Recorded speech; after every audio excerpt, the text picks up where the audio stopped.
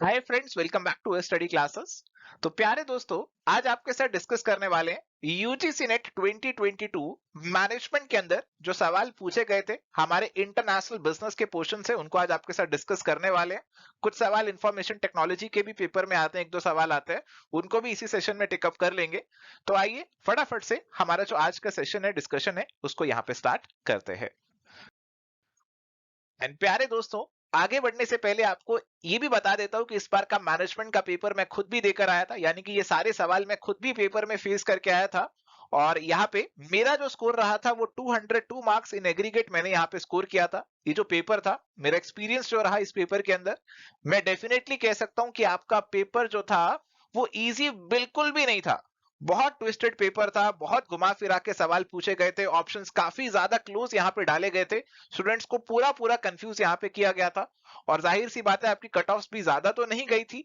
और मैं मानता हूं कि ये वाले जो पेपर्स हैं आज की डेट में जो पूछे जा रहे हैं, उसमें कहीं ना कहीं आपके कंसेप्ट तो ठीक है, बट आपके अंदर वो एनालिटिकल कैपेबिलिटी होनी चाहिए कि आप सही ऑप्शन को टिक कर सकें। तो अब मैं आपके साथ डिस्कशन करूंगा, सवालों पे डिस्कस करूंगा, जो एनालिटिक्स हम लगा सकते हैं सवालों को सॉल्व करते हुए, डिस्कस करूंगा क्या अप्रोच हमें फॉलो करना चाहिए, क्या अप्रोच से आपको सवालों को हैंडल करना चाहिए ताकि आप क्लोजेस्ट पॉसिबल आंसर तक पहुंच सके। अब सवाल ऐसे आते हैं कि 100% श्योरिटी से शायद कोई भी ना कह पाए कि आपका ये आंसर होगा आंसर की आने से पहले, बट आप क्लोजेस्ट पॉसिबल आंसर तक जरूर पहुंच सकते हैं। और क्या अप्रोच आपको उसके लिए फॉलो करनी चाहिए, ये मैं आपके साथ यहाँ पे डेफिनेटली डिस्कस करूंगा सवालों के साथ साथ। तो आइए जी, डिस्कशन को यहाँ पे स्टार्ट करते हैं। प्यारे दोस्तों, यहाँ पे हमारे पास सवाल है, which one of the following factor does not influence the flow of FDI under demand factor।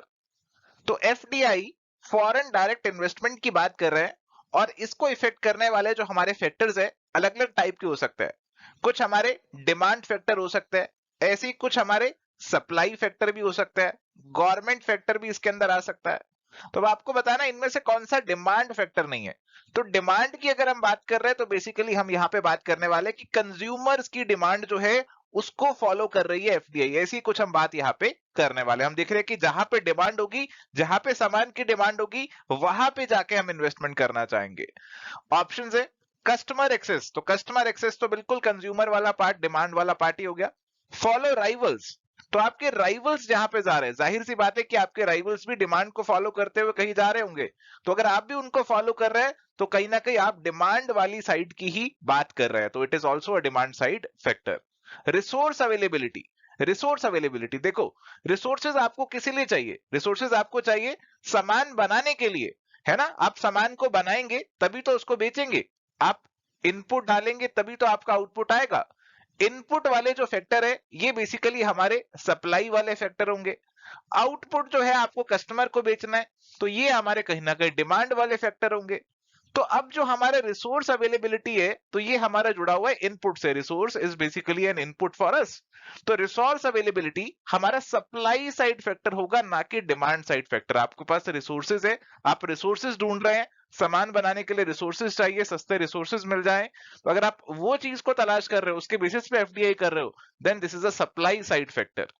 Exploitation of the competitive advantage, तो कॉम्पिटिटिव एडवांटेज को आपने यहाँ पे एक्सप्लॉइट करना है। तो किसी कंट्री के अंदर, किसी रीजन के अंदर आपको लगता है मेरे को कॉम्पिटिटिव एडवांटेज मिल जाएगा क्योंकि वहां पे बहुत सारे कंज्यूमर्स हैं, बहुत सारे राइवल्स ऑलरेडी काम कर रहे हैं, तो इसको हम कहीं ना कहीं डिमांड से लिंक कर सकते हैं। हो सकता है आपको ये सप्लाई से भी लिंक हो सकता है, बट हाँ ये डिमांड से भी लिंक हो सकता है, बट जो रिसोर्स अवेलेबिलिटी है वो आपका हमेशा सप्लाई से ही लिंक्ड रहेगा। It is always going to be related to supply, और इसीलिए हम इसे डिमांड फैक्टर में नहीं डाल सकते। मोस्ट अप्रोप्रिएट आंसर यहाँ पे हमारा ऑप्शन नंबर 3 होगा, और इसी अप्रोच से आपको सवालों को यहाँ पे टैकल करना है। प्यारे दोस्तों, ये जो फैक्टर्स अफेक्टिंग एफडीआई है, सप्लाई, डिमांड और गवर्नमेंट फैक्टर्स जो हैं, ये आपको इस तरीके से ध्यान में रखने हैं ताकि अगली बार भी अगर आपको सवाल पूछा जाए इस तरीके का तो आप उसे आंसर कर पाए। चलिए, तो यहाँ पे हमारे पास सवाल है, arrange the following modes of entry in foreign markets starting with the mode of entry having least commitment, risk control and profit potential. तो आपको इन्हें अरेंज करना है और आपको वहां से स्टार्ट करना है जहां पे आपकी कमिटमेंट, रिस्क, कंट्रोल, प्रॉफिट सबसे कम हो, और आपको फिर ज्यादा वाले पे मूव ऑन करना है। तो यहाँ पे हमें कुछ पॉइंट्स दे रखे हैं, और ऑप्शंस दे रखे हैं, और प्यारे दोस्तों जो भी एक स्मार्ट स्टूडेंट होगा ना, वो एक ऑप्शंस पे भी अपनी नजर रखेगा। जैसे आप ऑप्शंस पे नजर रख रहे हैं तो हमें देखने को मिल रहा है पहले हर एक में डी और बी ही आ रहा है, तो आपको सबसे पहले वाला ढूंढना है, तो वो आपको डी और बी में से ही चूज करना है कि कौन सा आपका पहले आना चाहिए। अब देखते हैं जी, यहाँ पे बी हमें दिया, company starts exports working through domestic export agents and exports management company. तो बेसिकली यहाँ पे किसकी बात हो रही है? इनडायरेक्ट एक्सपोर्टिंग की बात हो रही है कि कंपनी एक्सपोर्ट करना स्टार्ट कर रही है और उसके लिए वो एजेंट्स का सहारा यहाँ पे ले रही है। इसके बाद हमारा डी वाला देखते हैं एक बार, company starts export using domestic export department and overseas sales branch. तो यहाँ पे कह रहे हैं कि कंपनी ने अपना ही एक्सपोर्ट डिपार्टमेंट सेटअप कर लिया है और अपनी ही ओवरसीज में कोई सेल्स ब्रांच सेटअप कर ली है। तो यहाँ पे तो कंपनी कहीं ना कहीं डायरेक्टली इन्वॉल्व हो गई एक्सपोर्ट के साथ। ठीक है, तो पहले कौन सा आएगा? पहले हम इनडायरेक्ट करेंगे फिर डायरेक्टली करेंगे, तो पहले बी आएगा और फिर हमारा यहाँ पे डी आएगा। तो पहले बी और बाद में डी, और इसी हिसाब से यहाँ पे आपके 1 और 4 ऑप्शन कट जाते हैं। इसके बाद लास्ट में तो दोनों में अब सी ही आ रहा है, लास्ट में दोनों में सी ही आ रहा है, कंपनी ज्वाइन करता है हैंड्स लोकल इन्वेस्टर के साथ, लास्ट में दोनों में सी आ रहा है, तो अब इसे तो नहीं छेड़ सकते। अब हमें यहाँ पे चूज करना है कि दोनों में से ई और ए में से कौन सा पहले आएगा। ए हमारे पास है, company hires a local manufacturer to produce the product. Company एक लोकल मैन्युफैक्चरर को हायर कर रही है जो कि सामान को प्रोड्यूस करने वाला है, और हमें यहाँ पे ई दिया हुआ है, company offers a complete brand concept and operating system to an investor in return of certain fees. तो जो ए वाला बेसिकली है यहाँ पे, ये बेसिकली आउटसोर्सिंग से जुड़ा हुआ है, और जो मेरा ई वाला है ये बेसिकली जुड़ा हुआ है फ्रेंचाइजी से। आप कुछ फ्रेंचाइजी या कुछ लाइसेंस दे रहे हैं, ऐसी बात कर रहे हैं कि आप complete brand concept, complete system दे रहे हैं इन्वेस्टर को, और इन्वेस्टर उसके बदले आपको कोई फीस वगैरह दे देगा। तो अब हमारे पास इन दोनों में से कौन सा पहले आना चाहिए? देखो, आपका जो लोकल मैन्युफैक्चरर को आप हायर कर रहे हैं प्रोडक्ट को प्रोड्यूस करने के लिए, तो इतना हाई लेवल का नहीं है, आप केवल प्रोडक्शन में ही उसे इन्वॉल्व कर रहे हैं, कुछ काम उससे करवा रहे हैं। बट ये वाला जो फ्रेंचाइजिंग और लाइसेंसिंग वाला काम है, ये थोड़ा सा आगे लेवल का चला जाता है। आप यहाँ पे ज्यादा अर्न भी कर सकते हैं, ज्यादा प्रॉफिट पोटेंशियल भी आपका हो सकता है, क्योंकि आप अपना पूरा ब्रांड ही यहाँ पे दाव में लगा रहे हैं। तो ए आपका पहले आएगा और ई आपका बाद में आएगा, और इसी हिसाब से correct answer is going to be option number 3। तो इस तरीके से आपको इस सवाल को अप्रोच करना था, 2 और 3 तक आप पहुंच जाते। हो सकता है आपको 2 और 3 में चूज करने में थोड़ी सी दिक्कत होती, बट फिर भी आप एक बहुत क्लोज गेस लेते अगर आप इस क्वेश्चन का आंसर सोच समझ के लगाते। चलिए, तो यहाँ पे हमारे पास सवाल है, which one of the following is not the assumption of theory of absolute and comparative advantage। तो हमारे पास ये जो दो थ्योरीज हैं, absolute advantage theory Adam Smith की, कंपैरेटिव एडवांटेज डेविड रिकार्डो की, तो इन थ्योरीज की कौन सी अजम्पशन नहीं है, ये सवाल हमसे पूछ रहा है। तो अगर आपको इन थ्योरीज की बेसिक जानकारी है तो कहीं ना कहीं हम इस सवाल को आंसर कर सकते हैं।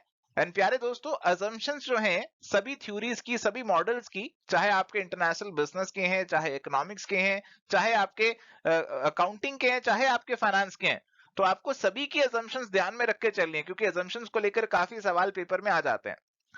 अब पूछ रहे कि कौन सी अजम्पशन नहीं है। Countries are driven only by maximisation of production and consumption. तो जब हम इन थ्योरीज की बात करते हैं तो हम कुछ ऐसे बातें करते हैं कि किस तरीके से हम अपनी प्रोडक्शन को मैक्सिमाइज कर सकते हैं, हम किस तरीके से हमारी जो कंट्रीज है वो गुड्स को प्रोड्यूस करे कि हमारी जो प्रोडक्शन है वो मैक्सिमम हो जाए। तो ऐसी बातें हम यहाँ पे डेफिनेटली करते हैं, तो ये वाला पॉइंट हमारा अजम्पशन में हो सकता है। आगे बढ़ते हैं। Only 2 countries are engaged in production and consumption of just 2 goods. तो बिल्कुल यहाँ पे 2 कंट्रीज रहती है और 2 ही गुड्स हमारे यहाँ पे रहते हैं, तो बिल्कुल सही बात करी गई है। There are transportation cost for shipping goods from one country to another। अब ये वाली बात यहाँ पे गड़बड़ है। हम इन थ्योरीज में ट्रांसपोर्टेशन कॉस्ट को इग्नोर कर देते हैं, हम ये नहीं देखते कि कंट्री ए से अगर कंट्री बी में सामान जाएगा तो कितना ट्रांसपोर्टेशन का खर्चा आएगा, कंट्री ए बी से ए में आएगा तो कितना ट्रांसपोर्टेशन का, शिपिंग का खर्चा आएगा। इस चीज को हम कंसीडर नहीं करते, इट इज टेकन एज निल। ऐसा एज्यूम किया जाता है कि कोई ट्रांसपोर्टेशन कॉस्ट नहीं है, तो इसीलिए ये वाली एजम्पशन आपकी यहाँ पे गलत लिखी हुई है। Labour is the only factor of production that helps in converting the raw material into finished product. तो बिल्कुल हम यहाँ पे केवल और केवल लेबर की ही बात करते हैं, देखते हैं कि किस तरीके से हम लेबर को एफिशिएंटली डिप्लॉय कर सकते हैं। तो करेक्ट आंसर यहाँ पे हमारा ऑप्शन नंबर 3 का बनेगा।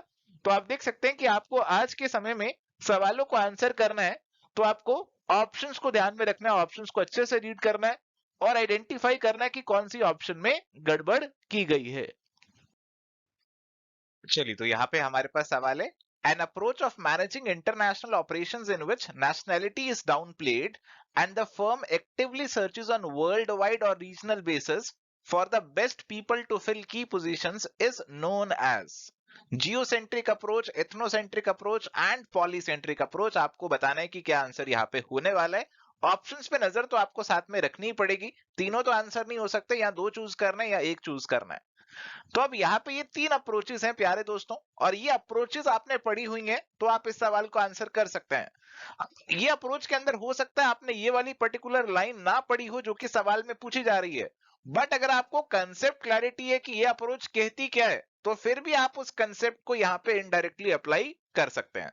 जैसे अब हम बात करते हैं सबसे पहले एथनोसेंट्रिक अप्रोच की, पीजी, आर तो यहां पे नहीं है, ईपीजी की बात करते हैं, तो एथनोसेंट्रिक अप्रोच की बात कर रहे हैं। तो इसके अंदर तो हम अपनी जो होम कंट्री है उसको ज्यादा तवज्जो देते हैं, उसको ज्यादा वेटेज देते हैं। जो सामान हम अपनी होम कंट्री में बना रहे हैं उसी सामान को बाहर एक्सपोर्ट करने की कोशिश करते हैं, एज इट इज एक्सपोर्ट करने की कोशिश करते हैं, कोई चेंजेस की बात नहीं करते हैं। तो अगर हम इस अप्रोच को फॉलो करेंगे तो हम वर्ल्ड वाइड बेसिस पे तो यहाँ पे अच्छे लोगों को ढूंढने वाले नहीं है, हम यहाँ पे होम कंट्री को ही बेस्ट मानते हैं, होम कंट्री की चीजों को ही लेकर पूरे वर्ल्ड में पहुंच जाते हैं। तो हमारा जो एथनोसेंट्रिक है वो आंसर नहीं होना चाहिए। ए एंड बी ओनली और बी एंड सी ओनली ये आंसर मेरे हिसाब से नहीं होने चाहिए। मैं तो इसे आउटराइटली रिजेक्ट कर देता क्योंकि मैंने एथनोसेंट्रिक अप्रोच पढ़ी हुई है, मुझे आती है। इसके बाद है पॉलीसेंट्रिक अप्रोच। देखो पॉलीसेंट्रिक अप्रोच के अंदर क्या होता है कि आप हर कंट्री को यूनिक समझते हो, हर कंट्री को यूनिक समझते हो और उसके अकॉर्डिंग अपनी अलग अलग स्ट्रेटेजी यहाँ पे अपनाते हो, तो कहीं ना कहीं यूनिकनेस वाला एलिमेंट आता है। तो ये पॉलीसेंट्रिक होता है, तो पॉलीसेंट्रिक हो सकता है। और अगला हमारे पास है जियोसेंट्रिक। जियोसेंट्रिक के अंदर क्या होता है कि आप पूरे वर्ल्ड को कंसीडर करते हो, पूरे वर्ल्ड की मार्केट को कंसीडर करते हो और कुछ ऐसा स्टैंडर्डाइज्ड सामान बनाते हो जो कि आप पूरे वर्ल्ड की मार्केट को दे सको, पूरे वर्ल्ड की मार्केट को आप कैटर कर सको। तो जियोसेंट्रिक के अंदर हमारा फोकस पूरे वर्ल्ड पे रहता है, और मैं पक्का पक्का ये कह सकता हूं कि इसके अंदर जो आंसर होगा उसमें जियोसेंट्रिक अप्रोच तो आना ही चाहिए। पॉलीसेंट्रिक को लेकर मैं श्योर नहीं था, बट जियोसेंट्रिक में आई एम डैम श्योर कि ये तो आना ही चाहिए। इसके अंदर हम पूरे वर्ल्ड को देखते हैं, तो हम अगर रिक्रूटमेंट करने वाले, अच्छे लोगों को रखने वाले, तो भी वर्ल्ड वाइड बेसिस पे यहाँ पे देख के ही रखने वाले हैं। तो जियोसेंट्रिक पक्का पक्का आएगा। अब दो में से मुझे एक ही चूज करना है, या तो पॉली या जियो, तो मैं जियो की तरफ जो है वो यहाँ पे पक्का से श्योर हूं कि जियो तो आना ही चाहिए, और इसीलिए मैं ऑप्शन यहाँ पे चुनूंगा ए ओनली, ऑप्शन नंबर 2 जो है उस वो करेक्ट आंसर मेरा यहाँ पे बनेगा, and this is the official answer. तो इस अप्रोच से आपको ऐसे सवाल को सॉल्व करना था। जरूरी नहीं है कि आपने हर चीज पढ़ी हो जो पेपर में पूछ रहे हैं, बट आपको बेसिक कंसेप्ट क्लैरिटी है तो आप उसे अप्लाई कीजिए और अपना जो आंसर है उसे मार्क करने की कोशिश कीजिए, और यही अप्रोच आपको एग्जामिनेशन में मदद करेगी। तो पहले दोस्तों यहाँ पे हमारे पास सवाल है मैच द फॉलोइंग का। लिस्ट 1 और लिस्ट 2 की मैचिंग यहाँ पे करनी है। लिस्ट 1 में कुछ ट्रेड कंसेप्ट्स दिए हैं और लिस्ट 2 में कुछ डिस्क्रिप्शन दी है, तो आइए कोशिश करते हैं इन्हें मैच करने की। सबसे पहले हमें दिया है जी गैट्स। गैट्स आपका जुड़ा हुआ है सर्विसेज से, और यहाँ पे अगर आप ऑप्शंस को रीड करेंगे तो आपको सर्विसेज कहाँ देखने को मिल रहा है, सर्विसेज आपको पहले वाले में देखने को मिल रहा है और चौथे वाले में भी आपको सर्विसेज देखने को मिल रहा है। पहला वाला कह रहा है extends multilateral rules and discipline to services, तो आपके जो गुड्स के रूल थे हमने उनको सर्विसेज पे भी एक्सटेंड कर दिया, ऐसे ही कि हमने गैट्स के अंदर। और चौथा कह रहे हैं कि हमें कोई सप्लायर्स के अगेंस्ट डिस्क्रिमिनेशन नहीं करना, prevents countries from discriminating among the foreign suppliers of services. तो ए ज्यादा तो मुझे लग रहा है कि 1 से ही मैच होना चाहिए, हाँ, बट बिल्कुल रिमोट पॉसिबिलिटी है कि 4 से मैच हो सकता है, अनलेस एंड अनटिल 1 से कोई ज्यादा अप्रोप्रिएट मिल जाए मैच करने को। तो ए 1 और 4 से ही मैच हो सकता है, उससे और किसी से तो नहीं हो सकता है। इसके बाद है हमारा ट्रिप्स। ट्रिप्स हमारा जुड़ा हुआ है जी इंटेलेक्चुअल प्रॉपर्टी से। इंटेलेक्चुअल प्रॉपर्टी हमें यहाँ पे कहीं देखने को मिल नहीं रहा है, फिलहाल आगे बढ़ जाना चाहिए। इसके बाद है TRIMS, trade related investment measures. तो बेसिकली यहाँ पे बात होती है फॉरेन इन्वेस्टमेंट की, कि कई बार हम फॉरेन इन्वेस्टमेंट को लेकर कुछ कंडीशंस लगा देते हैं, तो वो यहाँ पे आपकी इस एग्रीमेंट में कवर हो जाती हैं। तो यहाँ पे आप इसे किससे मैच कर सकते हैं, फॉरेन इन्वेस्टमेंट की बातें जो है ना पॉइंट नंबर 3 में की गई है, refers to certain conditions imposed by government in respect of foreign investment in the country. इसके बाद है एमएफएन, मोस्ट फेवर्ड नेशन। तो यहाँ पे ऐसा बताया गया है कि आपने अगर किसी एक कंट्री को ये मोस्ट फेवर्ड नेशन का दर्जा दे दिया तो बाकी को भी सबको आपको दर्जा देना पड़ेगा, यानी कि आप डिस्क्रिमिनेशन नहीं कर सकते किसी कंट्री के अगेंस्ट। तो ये आपका जो है फोर्थ पॉइंट में ऐसे ही लिखा हुआ है, prevents countries from discriminating among the foreign suppliers of services. तो ए वाला जो है आप 4 से तो मैच नहीं करेंगे, 4 वाला एमएफएन से ज्यादा बेहतर मैच हो रहा है, तो ए वाला 1 से ही मैच कर देंगे, सी वाला तो 3 से मैच हो ही रहा था, और बचा बी और 2, इसको भी मैच कर लेंगे। ऑप्शंस पे भी साथ में नजर रखेंगे तो फिर एक ही ऑप्शन बचेगा, ऑप्शन नंबर 1। तो ऑप्शन नंबर 1 ही आपका करेक्ट आंसर बनेगा। ये प्यारे दोस्तों जो हमारा बर्न कन्वेंशन है ना, ये हमारा इंटेलेक्चुअल प्रॉपर्टी से ही जुड़ा हुआ है, तो ये चीज भी अब आपको ध्यान में रखनी है। अगर ऐसे सवाल आगे पूछे तो आपको ध्यान रखना है कि आपका जो इंटेलेक्चुअल प्रॉपर्टी है, ट्रिप्स है, वो बर्न कन्वेंशन के अंदर भी कवर अप होता है, जिसका इंडिया सिग्नेटरी है। ऐसी बात भी आपको आगे ध्यान में रखनी है। फिलहाल इस क्वेश्चन का जो आंसर है डेट इज ऑप्शन नंबर 1। चलिए, तो यहाँ पे हमारे पास सवाल है, which of the following constitutes foreign direct investment. तो एफडीआई इनमें से कौन सा ऑप्शन में आ रहा है, आपको वो पहचानना है। A speculator trying to make profit by buying company shares on a foreign stock exchange। तो देखो जी, हमारा जो फॉरेन डायरेक्ट इन्वेस्टमेंट है और जो फॉरेन पोर्टफोलियो इन्वेस्टमेंट रहता है उसमें फर्क रहता है। फॉरेन डायरेक्ट इन्वेस्टमेंट में आप कुछ डायरेक्टली इन्वेस्ट करते हैं या फिर एक बहुत बड़ा स्टेक आप एक्वायर करते हैं फॉरेन कंपनी के अंदर, तो उसे हम फॉरेन डायरेक्ट इन्वेस्टमेंट कह सकते हैं। बट अगर आप कुछ छोटी मोटी ट्रेडिंग कर रहे हैं तो उसे हम फॉरेन डायरेक्ट इन्वेस्टमेंट नहीं बोल सकते हैं। तो पहले वाले केस में आपकी स्पेकुलेशन की बात चल रही है, कुछ छोटी मोटी ट्रेडिंग की बात चल रही है, कोई लॉन्ग टर्म इन्वेस्टमेंट नहीं है। It is not going to be classified as an FDI. Indian energy company buying territory abroad where it expects to find oil reserve. तो हमारी इंडियन एनर्जी कंपनी है, जैसे ओएनजीसी है, उसने बाहर कोई टेरिटरी खरीदा, उसे लगता है बाहर हमें कोई ऑयल रिजर्व मिल सकता है, तो इसे हम फॉरेन डायरेक्ट इन्वेस्टमेंट बोल सकते हैं, क्योंकि आपने बाहर कोई डायरेक्टली कुछ एक्वायर किया, डायरेक्टली आपने इन्वेस्ट किया, कुछ एक हैंडसम अमाउंट आपने यहाँ पे डेफिनेटली स्पेंड किया होगा, डायरेक्टली आपका इंटरेस्ट यहाँ पे इन्वॉल्व हो गया, लॉन्ग रन के लिए आप काम करने वाले हैं, तो कहीं ना कहीं जो सारे कैरेक्टरिस्टिक्स होते हैं एफडीआई के, वो इसके अंदर पूरे हो रहे हैं। बट फिलहाल आगे बढ़ के बाकी ऑप्शंस भी देख लेते हैं। A tourist purchasing foreign currency to spend on a holiday abroad, तो ये तो बिल्कुल ही आपका एफडीआई नहीं होगा।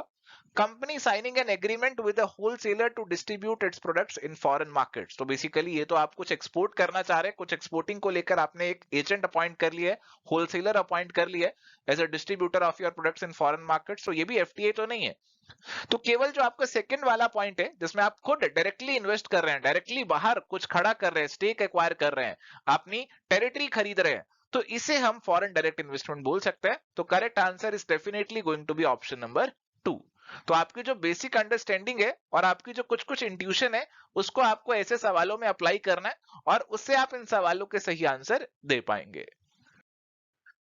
तो प्यारे दोस्तों, यहाँ पे हमें एक असर्शन रीजनिंग का सवाल दिया है। असर्शन हमें यहाँ पे दिया, sustained current account surplus encourages the government to liberalise imports and capital movements.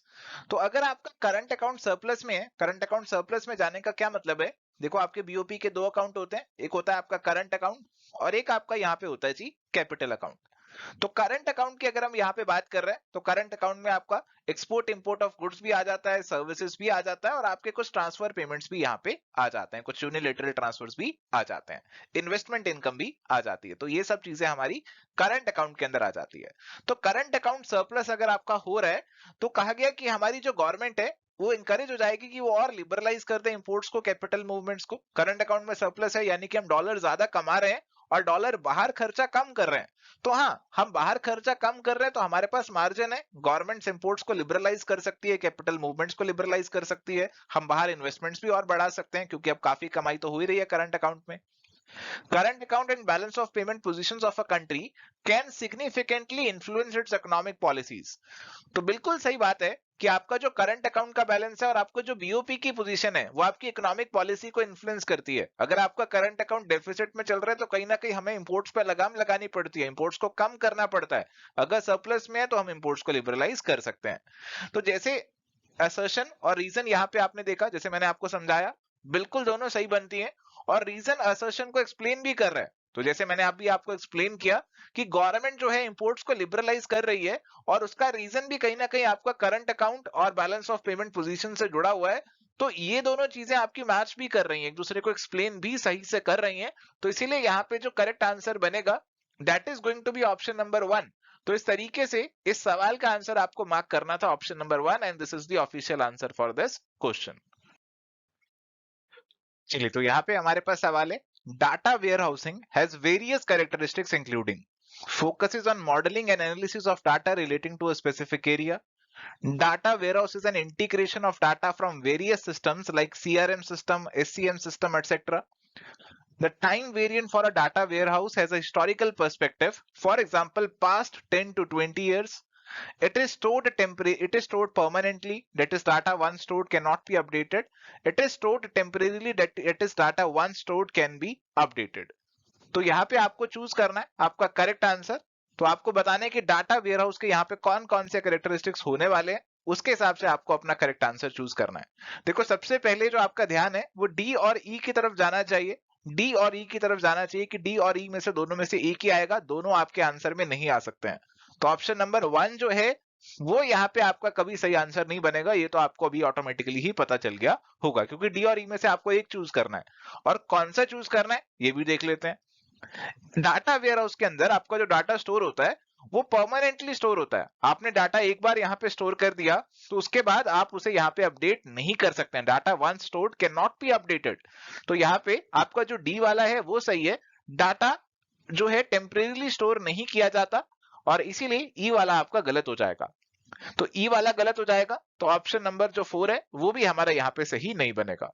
तो आपने अगर यहाँ पे डी वाला सही कर दिया तो आपको अब 2 और 3 ऑप्शन में से चूज करना है। ए तो आपका पक्का पक्का सही है, ए तो आपका पक्का से आएगा, क्योंकि यहाँ पे आप कुछ जो डाटा है उसकी एनालिसिस करेंगे, स्पेसिफिक एरिया का डाटा आपके पास पड़ा रहेगा। अब आपको चूज करना है कि बी और सी में से कौन सा आएगा। बी है, data warehouse is an integration of data from various systems like CRM, SCM, etcetera. तो डाटा वेयरहाउस के अंदर आप डाटा को इंटीग्रेट करते हैं बहुत सारे सिस्टम से। आपके अलग अलग सिस्टम हो सकते हैं, customer relationship, supply chain management, उन सब का डाटा आप यहाँ पे इंटीग्रेट करके वेयरहाउस में रख सकते हैं। और सी वाला हमारे पास यहाँ पे है, time variant for a data warehouse as a historical perspective, यानी कि आप जो डाटा इकट्ठा करते हैं, हिस्टोरिकल डाटा आप अपने पास इकट्ठा करते हैं, और लिखा हुआ है कि पिछले 10 से 20 साल का डाटा इकट्ठा कर सकते हैं। तो बी और सी अगर मैं दोनों रीड करूं तो मुझे दोनों ही वैसे कहीं ना कहीं सही लग रहे हैं, बट इन्होंने जो करेक्ट आंसर दिया है, इन्होंने जो ऑप्शन चूज किया है, that is option number 2, A B and D only. A B and D only इन्होंने यहाँ पे चूज किया हुआ है। तो हमें ऑप्शन नंबर 2 के साथ ही जाना पड़ेगा। यहाँ पे A B and D only के ऑप्शन के साथ ही जाना पड़ेगा। सवाल में थोड़ी सी एम्बिग्यूटी है, 100% क्लैरिटी नहीं है सवाल में, बट आप 2 और 3 तक पहुंच गए होंगे मुझे लगता है। और 2 और 3 में कुछ कंफ्यूजन अगर आपको हुआ है तो बिल्कुल जायज है वो कंफ्यूजन। फिलहाल यहाँ पे आंसर इन्होंने ऑप्शन नंबर 2 का दिया है, वही हमें यहाँ पे एक्सेप्ट करना पड़ेगा।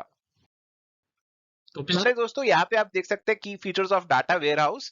तो हमारा जो डाटा वेयरहाउस होता है सब्जेक्ट ओरिएंटेड होता है। कोई पर्टिकुलर सब्जेक्ट के का डाटा आपने वेयरहाउस में रखा होगा, आपके सप्लायर्स का, कस्टमर्स का हो सकता है, और इसमें आप मॉडलिंग और एनालिसिस ऑफ डाटा पे फोकस करेंगे डिसीजन मेकिंग के लिए। इंटीग्रेटेड होता है, यानी कि जो भी आपके यहाँ पे डिफरेंट सोर्सेज है उनको आप इंटीग्रेट करते हैं और उसके हिसाब से यहाँ पे डाटा को रखते हैं। टाइम वेरिएंट भी इसके अंदर होता है, क्योंकि डाटा आपने जो इकट्ठा किया वो आपने पिछले पीरियड का डाटा इकट्ठा किया होता है। हिस्टोरिकल पॉइंट ऑफ व्यू से आपका जो डाटा है वो यहाँ पे आ जाता है। डाटा आपका नॉन वॉलेटाइल होता है, यानी कि आप पिछले डाटा को इरेज नहीं कर सकते हैं, डाटा आपका परमानेंटली यहाँ पे स्टोर रहता है।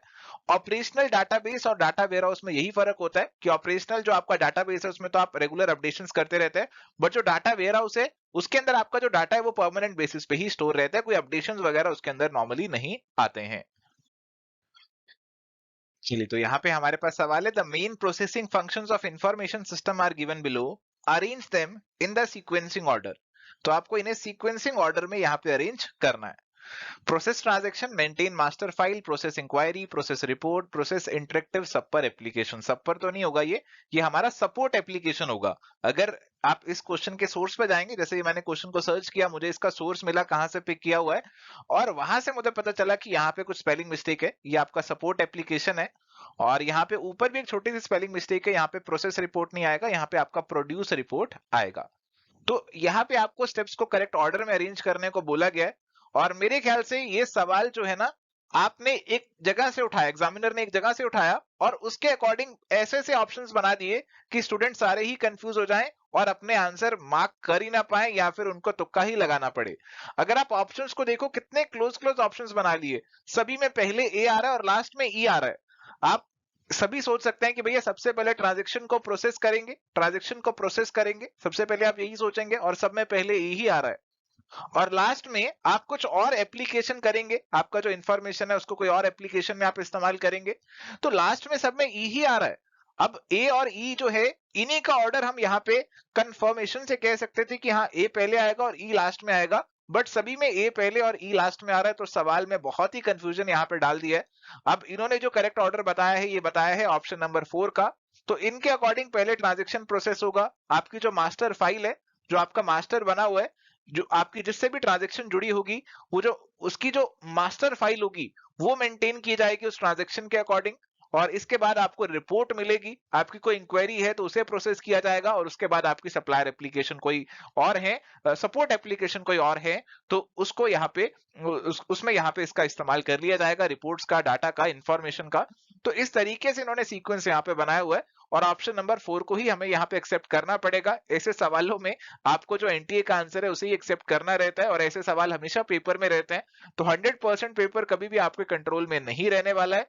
और ऐसे सवालों से आपको घबराना बिल्कुल नहीं है, ऐसे सवाल हमेशा आएंगे, घबराना नहीं है, बट आपका जो बेस्ट पॉसिबल आंसर आपको लग रहा है वो टिक करके आ जाना है। सो थैंक यू प्यारे दोस्तों, ये था आज का हमारा डिस्कशन, जहां पे हमने आपके साथ इंटरनेशनल बिजनेस और इंफॉर्मेशन टेक्नोलॉजी से जुड़े हुए सवाल जो हमारे मैनेजमेंट के पेपर में पूछे गए थे, 2022 के मैनेजमेंट के पेपर में पूछे गए थे, उन्हें आपके साथ डिस्कस किया। उम्मीद करते हैं आपको क्लैरिटी मिला होगा कि किस तरीके के सवाल अब आपके पेपर में पूछे जाते हैं, और किस तरीके से आपको सवालों को अप्रोच करना है, किस तरीके से आपको आंसर की तरफ पहुंचना है। तो ये चीज जो है बहुत जरूरी हो चुकी है आज की डेट में, क्योंकि क्वेश्चन बहुत ही घुमा के इनडायरेक्ट आने वाले हैं, और आपको ये अप्रोच आनी चाहिए कि किस तरीके से आपको आपके आंसर तक पहुंचना है, और प्रैक्टिस से ही ये अप्रोच आपको आएगी। और इसीलिए मैं आपको कहता हूं कि पढ़ाई के साथ प्रैक्टिस आपको अच्छे से करनी चाहिए, ताकि एग्जामिनेशन में आपको दिक्कत ना आए। आज के लिए इतना ही। Thank you, bye, take care, all the best.